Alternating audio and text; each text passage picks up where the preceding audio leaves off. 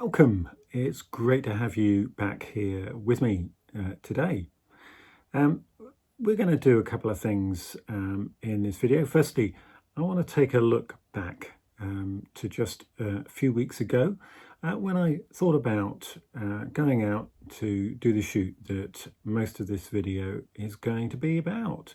So we'll just take a quick look at some of the clips that I put together then, just a little taster to remind those of you who've seen it, or just for the first time for those of you who didn't get to see the last video. I hope that's okay. And we're going to switch back out into the field where we'll catch up with where we're at from this latest shoot that I've been on. So I hope you enjoy this, and I'll catch you again shortly.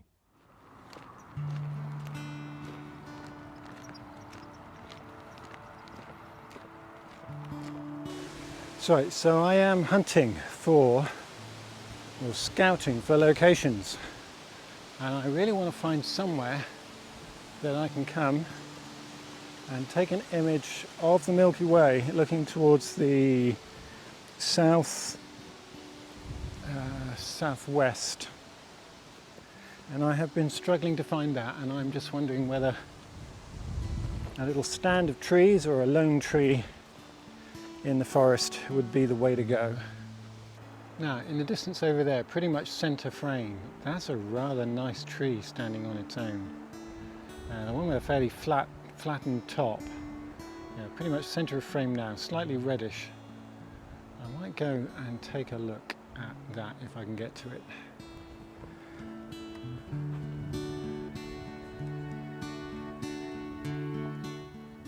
There's a nice symmetry going on here. I just feel this has some potential.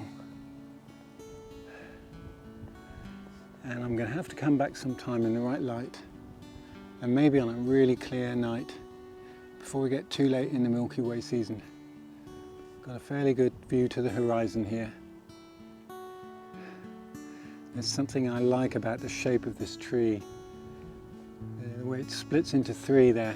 You probably only just see two from this angle, but then these other two outlying trees there at a similar height. Well, good evening. I'm back where I was about a month ago. I think it was about a month roughly. And I'd come out here to do a bit of a recce, to try and find somewhere that I could come back to for future shoots. And this is one of those future shoots. And for those of you who might have watched that particular vlog, I spotted some little group of trees, of 3 trees, that had a lovely symmetry about them. And I thought that they might actually make a nice subject for sunrise, for sunset, or even for an astro shot. And today, or this evening, tonight even, is a day where I want to try out an astro shot. I've chosen today because, well, the sky is kind of clear. I say kind of because although there doesn't appear to be a lot of cloud cover, there is a kind of milkiness about the sky, and so I am a little concerned. That actually the stars may not peep through that strongly. We will see how much it clears. Anyway, the forecast was for clear skies. We've got milky skies, we'll see. Also, we've got what Dr. Becky refers to as a toenail moon. Now, let's see if I can show you that in the background behind me somewhere. It's up there somewhere. I expect my head is in the way. There it is, I think, just about there. A toenail moon, a small little moon. It's not going to cast much light, and it should set in a couple of hours time, and so I should get some nice dark skies at the very least. Where am I? Well, I'm in the New Forest, So this is what I had referred to as one of my backyard locations, because I don't want to always, I'm going to change arm, I don't want to always be going a long distance in order to do these kind of shots. So I wanted to find somewhere nearer to home that I could come and do my thing. So we're going to give it a go. We're going to have dark skies, we may get clear skies later, we may have, I don't know, we may have some air glow, we'll see. But hopefully it'll be dark enough for me to get a reasonably decent astro shoot of these trees, with these trees in the foreground. I'm going to do some light painting. So I have brought with me a torch, a good strong torch with a variable kind of zoom function on it, and I've also made a filter for the front of it to give it a warmer tone. I do find that trees, particularly when they're still green, with a bluish light, just come out way too vivid a green for my liking for night landscapes. So I've made a kind of tungstenish filter for it, and we'll see how well that goes, won't we? Hopefully all is going to be well. So I'm probably about 10-15 minutes walk away from my site. I'm going to get there, I'm going to get set up and settled in, ready for a nice, I hope, relaxed nightscape shoot. I'll catch up with you later. Bye for now. Well, I've turned the camera back on because just now a deer ran across the path right in front of me, and so I'm kind of regretting having turned it off. I'll leave it running just in case we see any more. Because it's dusk, you do tend to see them a bit more.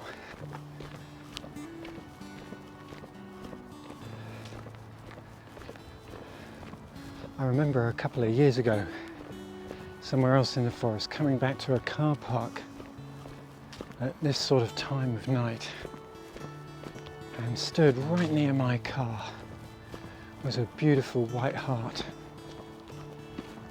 Absolutely just gorgeous animal. Unfortunately, by the time I got my camera out, it had long gone.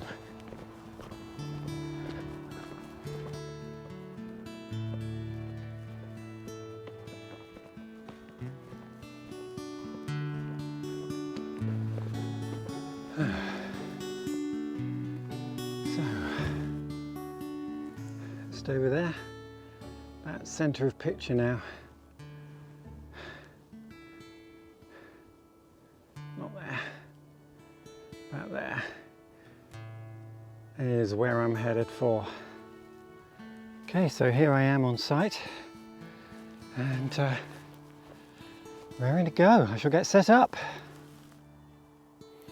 So my first job has really been to get the tripod level, nice and level. So I've done that using there's a little level on the head that I'm using here.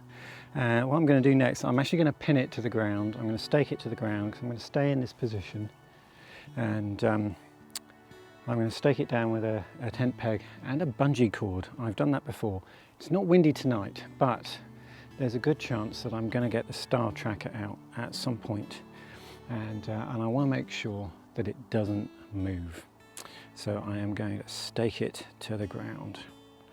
Anyway, on we shall go with the preparation. Once I've got this really level, I'm going to take this head off, and well, I may later take that head off and put the star tracker wedge on instead. But for now, we're going to stick with this. I'm going to get some foreground shots while we've still got a little bit of light. And I'm going to do a little bit of light painting as well. I've got a little bit of blue hour left. So I better get on with that before it goes. So one thing I'm really enjoying about this evening is I've come out here to do a very specific job. Just one thing. I think quite often I go out and I just set myself too many goals. I want to do a time lapse, I want to do star trails, I want to do long shots, I want to do wide angles, and you just end up tripping all over yourself. And what I've done this evening, I've come out just to do this one composition, because I've really had this shot growing in my mind's eye for a little while. I've really pre-visualized it and I want to get it right. So I've just spent probably about an hour, I suppose, taking my foreground shots, and I've done them at a range of ISOs. I'm on 20mm focal length, and I think I'm getting the best results with an ISO of 500, and I've focused on the trees for this rather than on the sky. And I've set the intervalometer up so that it's taking a whole series of shots. I think I probably set it up to do like 10 at a time for 15 seconds, and I went around just light painting the scene during that time. Then I also did a couple of shots which were much longer exposures, up to as long as 5 minutes, because it's quite dark now. And again, those I just was, well, not randomly, but I was painting these 3 trees in the foreground, mostly from the right-hand side, their right-hand side as I face them with the camera, and also a little bit from behind as well. I also wanted to pick out the texture in the grasses, in the heather rather, in this rather nice landscape. So it just looks so different at night. It just looks absolutely magical, and I'm just really delighted with the results that are showing up on the back of camera. So if they look half as good in final editing as they do on the back of the camera, I'm going to be absolutely delighted. Okay, so now I'm going to go on to stage 2. And stage 2 is going to be to get the night sky behind, because it's starting to get dark enough. The moon has now set, and so I think it's probably about an hour or so after sunset, that sort of time, maybe an hour and a half. And so we should be getting in towards the end of astronomical twilight, which means properly dark sky. And this is where I'm going to find out whether or not those wispy, milky, hazy clouds that we had earlier have disappeared by now. Yeah, well, that was optimistic, wasn't it? Sadly, those wispy clouds didn't disappear entirely, although they weren't really very visible to me in the night sky, and I was finding myself getting quite frustrated out there that I wasn't getting the bright Milky Way that I was really expecting to have got. And it wasn't really till I got the images on the computer that I could see the reason for that, and that is the presence of this cloud in the sky. And so unfortunately I haven't got the Milky Way clarity that I went out to find. But nevertheless, I'm still absolutely chuffed with the results that I've got, particularly from the light painting. The milkiness also caused me some difficulty in gaining focus. So some of the shots that I took of the stars particularly were not as sharp as I would have liked. And so I got a bit of a mixed bag there, but I have recovered some half decent sky from these, and I've got to say I'm pretty pleased with the outcome overall. Okay, so progress is being made. So I've done my foreground shots, and I've just taken a series of 10 15-second exposures for the sky. So I've refocused now, I hope, so that the stars are in focus. There's lots of ways to try to focus on the stars. The method I am trying at the moment is that I focused some distance away during daylight, and then marked on the lens. I put a little bit of tape on the lens barrel so that I could mark exactly where the focus ring needed to be for me to be focused on something resembling infinity. And so hopefully I should have sharp stars. I will obviously check in a moment. So I took a stack of 10 shots, 15 second, 6400 ISO as well there, and on an aperture of f2.8. Now I do have an issue with that aperture on this lens because bright stars tend to come out kind of Space Invader shape, which is a bit of a shame. So never mind, that's the limitation of the particular lens that I'm working at the moment. I have tried stopping down to f3.2 in other shoots, and it really doesn't make a significant difference. And once you're getting down to f4, I'm having to crank up the ISO so much and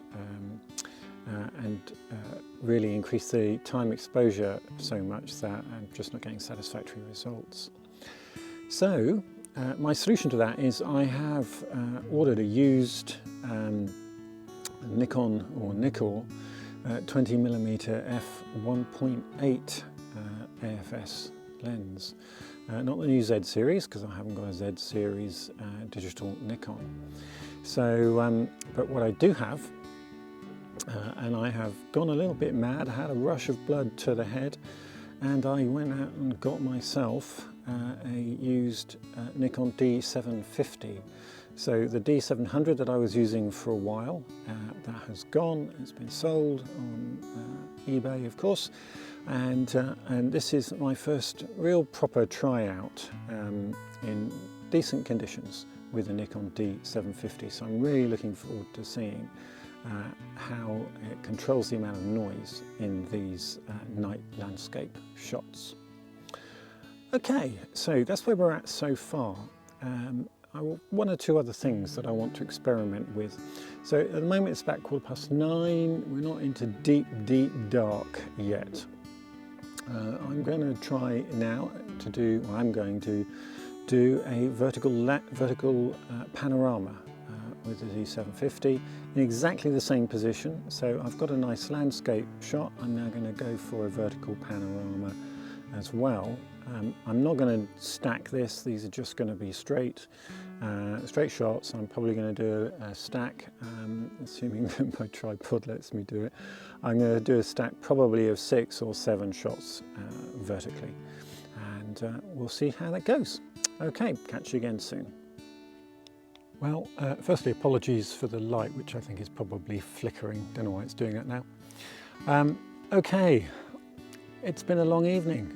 It's now about 20 to 11, so I've been out and about for several hours now, and I've done all sorts of stuff. I even got the star tracker out, and I've done some portrait shots. I've tried different compositions. So I've tried compositions with this very symmetrical setup that I really like actually, and that's the one I came out to shoot. But as the Milky Way moved round, because I was here so long, it was creeping out of shot, and so I decided that I better also do a wider landscape view with the trees, this little set of trees off centre, and actually I quite like that too. So I've got a nice little collection of shots, and I've loved the opportunity to just concentrate on this one kind of composition without having to try to do 63 things at the same time. So I'm tired now. I think it's time to pack up and go, and I look forward to seeing you again next time. Meantime, thanks for joining me. I hope you enjoy the shots, and I'll see you next time. Oh, don't forget to like and subscribe and all that kind of stuff. Thanks very much. Bye-bye. Actually, before I go, I thought I'd just show you a couple of pieces of equipment. One being the Nikon lens, sorry, the Tokina lens that I talked about during this video, and where I marked on it the positions for focusing. This had mixed results, and I'm not entirely sure why, but it's a moot point because I think I'm going to sell this lens anyway, and the reason I'm going to sell it is because the Nikon 20mm lens that I referred to during the video has now arrived, and I really can't wait to get out and try this lens. This is the f1.8, The main reason I don't think I can live with the Tokina is the really odd artifacts that I'm getting, particularly towards the periphery of each image for anything that's bright in the image. These really strange shaped stars that I'm getting. It's just making those pictures relatively unusable. If I want to sell prints to people, I think I need it to be better quality than that. Just summing up though, now that I've had a chance to look at things on the computer in post-processing, I have to say that this D750, it's a really, really great full frame camera. I'm really so pleased with it. Even at an ISO of 6400, I'm just getting really great capability to adjust or eliminate the level of noise. And if I stack, even with just say 10 shots, and use Starry Landscape Stacker, I can pretty much eliminate noise from the photograph, and that is just brilliant. Even without doing dark frames. I did use dark frames on the night, I did take some, but actually I'm finding I'm just not needing them. This is giving me a good enough outcome just with 10 light frames. So what I really want to do next time we have clear skies and a moonless night, I'm going to take the D750 out, and I'm going to take it with the Nikon 20mm f1.8, and I hope that this time I'll get some really crisp and clear skies. I might have to wait for a while to do it, but I can't wait for the opportunity to get out there. Anyway, I'm going to leave you now with 3 shots from the night. Not everything turned out the way I would have liked it. I had some focusing issues, but I've got a nice combination of shots here, a mixture of images that use stacked imaging, blending within Photoshop, longer exposures for the foreground, stacked exposures for both foreground and the sky. Those are really can be very difficult, by the way, to blend together in Photoshop, and I've spent far too long processing them. But nevertheless, I'm quite happy with the outcome of 3 of these shots, and so I'll show you those now before the video ends. So thank you once again for watching, and I'll catch you again next time. Bye bye.